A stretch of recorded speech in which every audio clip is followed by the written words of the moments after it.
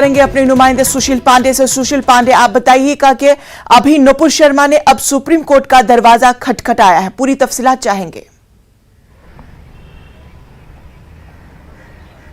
जी बिल्कुल इंशा, साफ तौर से जो बीजेपी की नेता थी नुपुर शर्मा, जिनके खिलाफ फिलहाल एक आपत्तिजनक टिप्पणी का मामला था एक टीवी शो के दौरान, उसके बाद देश भर में कहीं ना कहीं बहुत ज्यादा उन्माद देखने को मिला, काफी विरोध देखने को मिला, जिसको लेकर कई राज्यों में नुपुर शर्मा के खिलाफ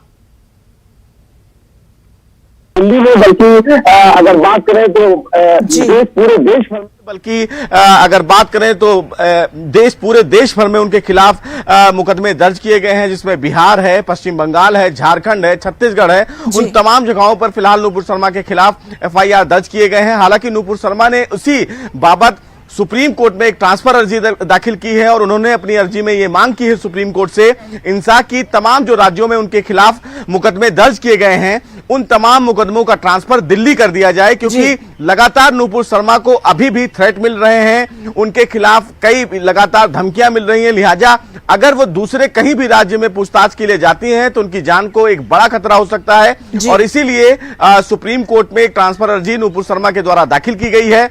देखना बेहद अहम होगा कि सुप्रीम कोर्ट जब इस याचिका पर सुनवाई करता है तो फिलहाल नुपुर शर्मा की तरफ से दलीलें क्या दी जाती हैं। हालांकि नुपुर शर्मा की तरफ से साफ तौर से यह कहा गया है कि उनकी जान को खतरा है अगर कहीं और राज्य में जाएंगी, इसलिए दिल्ली में ही तमाम केसों को ट्रांसफर किया जाए। और इसीलिए नुपुर शर्मा जो फिलहाल बीजेपी की नेता हैं, जिनको फिलहाल निष्कासित भी कर दिया गया था विवादित टिप्पणी करने के बाद, तो अब उनकी तरफ से अर्जी सुप्रीम कोर्ट पहुंच गई है। तो अब देखना बेहद अहम होगा, जब सुप्रीम कोर्ट इस अर्जी पर सुनवाई करेगा तो नुपुर शर्मा जिस मांग को लेकर सुप्रीम कोर्ट पहुंची हैं, ऐसे में सुप्रीम कोर्ट से उन्हें राहत मिलती है या फिर नहीं। बिल्कुल सुशील पांडे, अब देखने वाली बात होगी कि नुपुर शर्मा को सुप्रीम कोर्ट की जानिब से क्या कुछ राहत मिल सकती है। फिलहाल तफसीलात के लिए आपका बेहद शुक्रिया। तो नाजरीन, आपको इस वक्त की और एक बड़ी खबर से आगाह करें। महाराष्ट्र मामले पर कपिल सिब्बल ने जल्द समाअत की मांग की है। नई हुकूमत की तश्कील के खिलाफ समाअत की सिब्बल ने मांग की। एकनाथ शिंदे शिवसेना से अलग नहीं हुए हैं, इसीलिए जल्द होनी चाहिए समाअत। Shiv Sena Uddhav Thackeray group supreme court से रजू कर रहे हैं। सुप्रीम कोर्ट ने फिलहाल दखल देने से साफ इनकार किया है। अगली समाअत 11 जुलाई को होगी। तो महाराष्ट्र से इस वक्त की बड़ी खबर आपको बता दें, कपिल सिब्बल ने जल्द समाअत की मांग की है। तो इस पूरे मामले पर हमारे साथ बात करने के लिए सुशील पांडे हमारे साथ जुड़ चुके हैं। सुशील पांडे, ये बताएं कि अब महाराष्ट्र से भी बड़ी खबर आई है कि कपिल सिब्बल ने समाअत की जल्द से जल्द मांग की है, तफसीलात चाहेंगे इस ताल्लुक से भी। जी देखिए इंसा, सुप्रीम कोर्ट में सुनील प्रभु जो उद्धव ठाकरे ग्रुप में डिप्टी स्पीकर थे, उनकी तरफ से सुप्रीम कोर्ट में एक अर्जी दाखिल की गई है और उस अर्जी में उन्होंने आज सुप्रीम कोर्ट से ये मांग की है कि जब तक सुप्रीम कोर्ट के पुराने आदेश जो 29 जून को दिया गया था, जिसमें तमाम जो रिबेल एमएलएज हैं जिनके खिलाफ फिलहाल अयोग्यता का नोटिस जारी किया गया था, उस नोटिस का हवाला देते हुए ये कहा है कि जो नई सरकार बना ली गई है वो फिलहाल अभी शिवसेना से जुड़ी हुई है और उन्होंने फिलहाल अभी मर्ज नहीं किया है, लिहाजा ये 10th शेड्यूल का वायलेशन है। लिहाजा उन तमाम एमएलएस को ना तो सदन में घुसने की इजाजत दी जाए और ना तो सदन की कार्रवाई में हिस्सा लेने का परमिशन दिया जाए। बहरहाल सुप्रीम कोर्ट ने फिलहाल इस पूरे मामले में अभी किसी भी प्रकार से कोई आदेश जारी करने से मना कर दिया है। सुप्रीम कोर्ट ने कहा है कि चूंकि इस पूरे मामले में पहले से ही याचिका जो सुप्रीम कोर्ट में लंबित है, उसकी सुनवाई की तारीख 11 जुलाई मुकर्रर कर दी गई है और ऐसे में अगर डिप्टी स्पीकर की इस अर्जी पर भी कोई उनको आपत्ति है या नई सरकार बनाने पर कोई आपत्ति है तो उस पहलू पर भी वो 11 जुलाई को ही विचार करेंगे। लिहाजा जिस उम्मीद से फिलहाल सुनील प्रभु सुप्रीम कोर्ट पहुंचे थे कि तुरंत उनकी कार्रवाई पर रोक लगाई जाए, सुप्रीम कोर्ट ने फिलहाल तत्काल सुनवाई से मना कर दिया है। अब 11 जुलाई को इस पूरे मामले पर सुनवाई की जाएगी, उसके बाद देखा जाएगा कि जो तमाम रिबेल एमएलएस के खिलाफ अयोग्यता का जो मामला सुप्रीम कोर्ट में पेंडिंग है, उसको लेकर सुप्रीम कोर्ट क्या कुछ अहम आदेश जारी करता है और उसी आदेश के बाद इस अर्जी पर भी सुनवाई की जाएगी, जिसमें यह कहा गया है कि ये तमाम एमएलएस को फिलहाल सदन की कार्रवाई में हिस्सा न लिया जाए, ऐसा सुप्रीम कोर्ट आदेश जारी करे। जी सुशील, आपसे एक तज्जिया चाहेंगे कि जिस तरह से सुप्रीम कोर्ट ने दखल देने से अभी साफ इनकार कर दिया है, अब तो समाअत 11 को होगी, लेकिन शिवसेना की जानिब से आने वाले दिनों में क्या कुछ हिकमत अमली हो सकती है?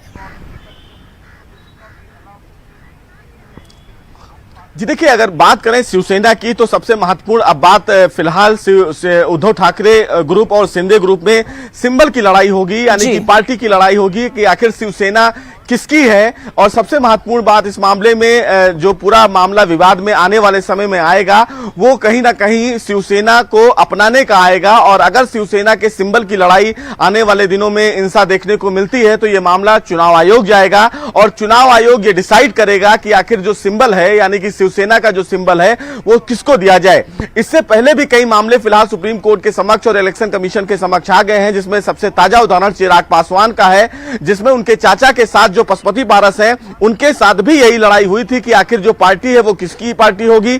तो ऐसे में अब कहीं ना कहीं एक मामला जो सामने आने वाले दिनों में हम देखेंगे, उसमें सबसे बड़ा विवाद होगा कि आखिर शिवसेना जो पार्टी है वो किसकी है।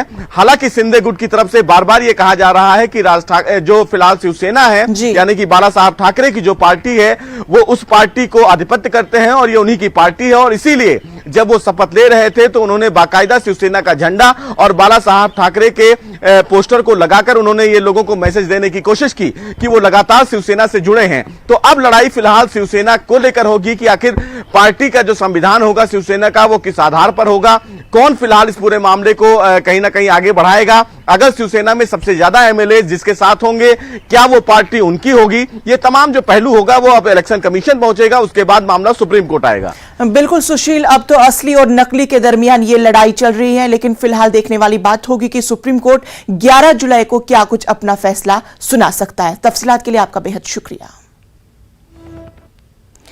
और एक बड़ी खबर आपको बताएं, महाराष्ट्र असेंबली का खुसूसी इजलास 3 और 4 जुलाई को होगा। अब खुसूसी इजलास नए स्पीकर का होगा इंतखाब, नई हुकूमत अक्सरियत साबित करेगी। तो बड़ी खबर आपको बता दें, महाराष्ट्र असेंबली के ताल्लुक से खुसूसी इजलास 3 और 4 जुलाई को होगा। खुसूसी इजलास नए स्पीकर का होगा इंतखाब, नई हुकूमत अक्सरियत साबित करेगी।